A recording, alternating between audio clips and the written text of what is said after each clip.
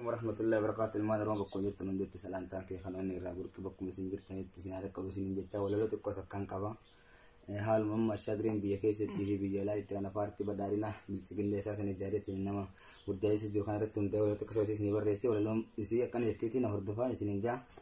Dhiigni ilmaan Oromoo dhangala'ee hin hafuu Abiyyi Ahmedis wallaalesafuu arguuf teessan namuu silaa waliin rafuu kan wareegamaa jiru ilmaan saba keenyaa yaa saba koo ka'aa maal abdannee teenyaa nu ilmaan Oromoo qabsoo kijibaatiif hin kaffallu beenyaa.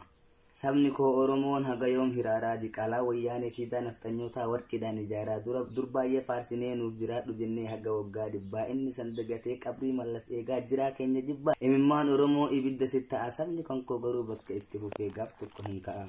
Dhiigni keenya tokkoon Oromoon hundii maqaa koo barbaannaan aartii abdii jundii abiyyiin deeggaruu du'een bada malee diina keenya ta'uu Oromoon si baree kanaafuu Oromoon jawaariin deeggaree kan abiyyi faarsu biltiginnaa waliin deemkira goondaree. Diinni yoom nu moo'ee keenyan nu sakaalee kuni dhugaa jirtu eenyutu wallaalee ka akka hangaasaa Oromoo fakkaatee baay'ee afaan bane biyya gallaan garuu shiroo taayee nyaatee deebi'ee nu ganee. Namni namummaadhaan takkaa wal hin caallee bara mootummaa kee waan isaa wallaallee yaa diina Oromoo yaa diina Muslimaa gantuu ta'uu kan kee hojii keettu hima gantuu ta'uu kan kee hojii keettu hima.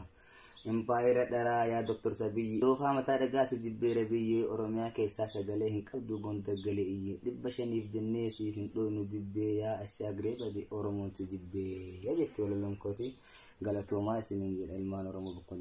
Jajjabe ananyatu akabate ninafu erosi walinzira amma bitu bilisumma baati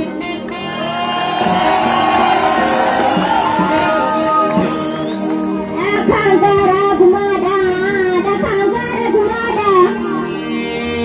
gumaga faalole gumaga fadalango gumaga farsadi gumaga